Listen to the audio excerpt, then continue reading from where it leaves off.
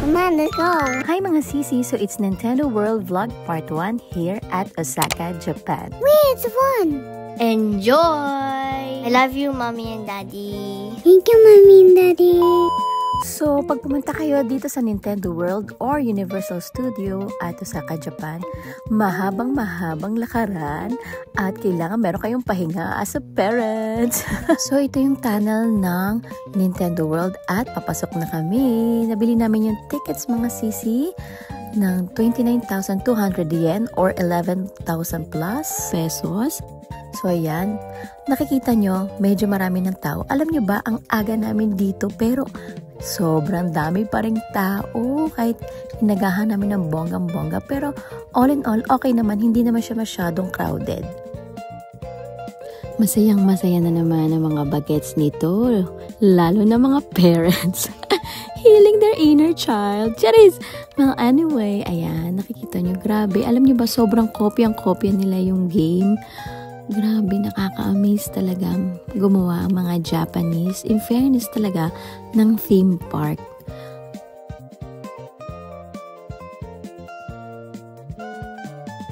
Ayan na, si Mario and Luigi. Ready na for photo op. Also, I wanna thank my mom for making my baby girl's beautiful Princess Peach dress. Bongga. At dito namin binili yung watch ni Kuya which is 1,000 plus pesos dahil siya ay kukuha ng mga gold coins. Makikita niyo kung paano niya kukunin yung mga gold coins. Bongga, diba? Talaga may fun activity. So, yan nakikita niyo. Sobrang, alam niyo, na-amaze ako. Ang ganda sa personal. Ang ganda ng game, lalo na sa personal na ginawa nila tong Nintendo World. Talagang kuhang-kuha yung games. Ayan, nakikita niyo, kumuha na siya maraming coins at yung points na yun mapupunta sa kanyang watch. At pagbalik niya, pwede niya ulit gamitin yung watch na yun. Bongga, diba?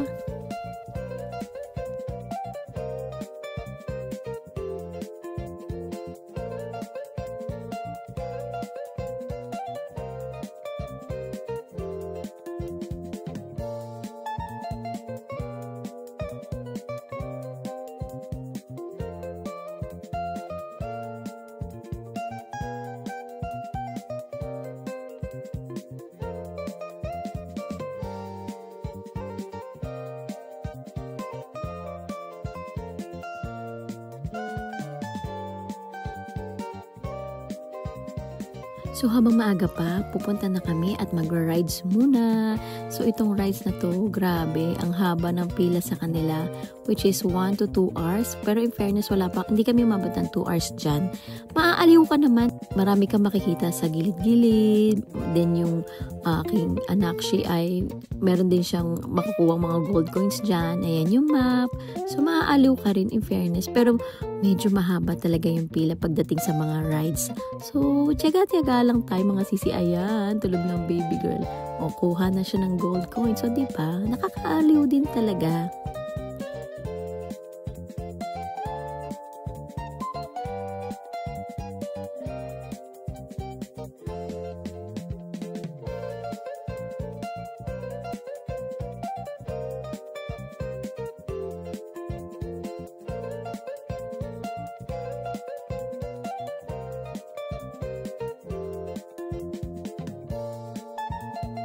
How I wish hindi to bumibilis. In fairness, hindi nga siya bumibilis. Sobrang saya ko dahil ganito lang siya. Alam niyo yung parang talagang view mo lang yung buong Nintendo. Itutour ka lang niya, ganun.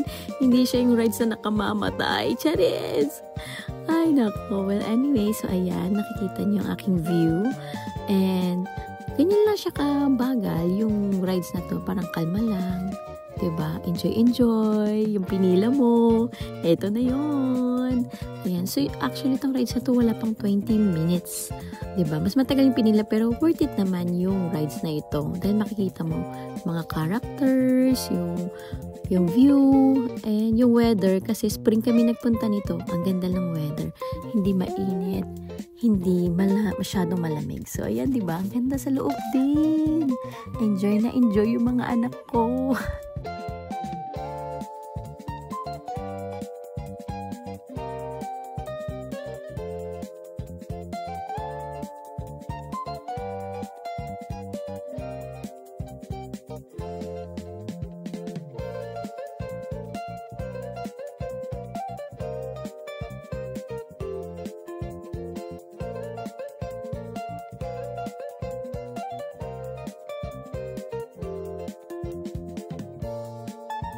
So, after nyan, dahil nagutom na sila, ayan, bibili na kami ng popcorn. So, itong si Mario and New Star is worth 5,500 yen and 5,000 yen. So, parang mga 2 plus siya each.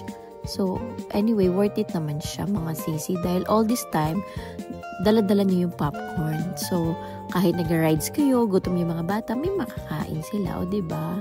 Gustong-gusto nila yan. Gagawan ko ng review itong popcorn holder na ito. So, nakita niyo yung watch ni Kuya, ayan. So, dahil din niya ma-reach yung ibang gold coins, mommy to the rescue! Ayan. So, bump lang ng bump para marami siyang points.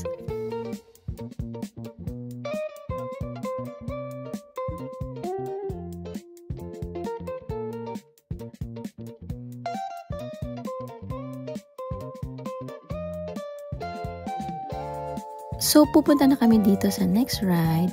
Pero nakatulog ang baby girl. So, si daddy and kuya na lang ang pipila. So, unabot sila dito ng 2 hours. Ang dami nito. Parang 3 dito na mag-aano sila eh. So, yun. Dahil dyan, hindi ko napasok yan. After nun, ayan, mami sisi nyo, nakalabas sila. View. O, diba? Nabot namin ng tanghali. Super enjoy. Kakatuwa. More. So, dahil nagutom na kami, magla-lunch na kami. I'll see you in my next video sa part 2 mga zizi. Bye!